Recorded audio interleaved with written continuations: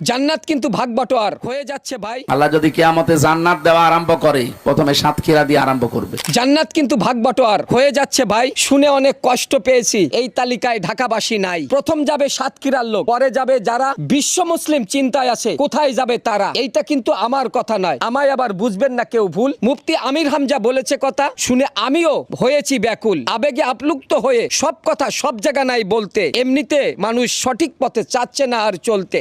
চারিদিকে ঝই ঝামেলায় সেয়ে যাচ্ছে দেশ। হাজার চিন্তা মাথায় নিয়ে আমরা হচ্ছি শেষ।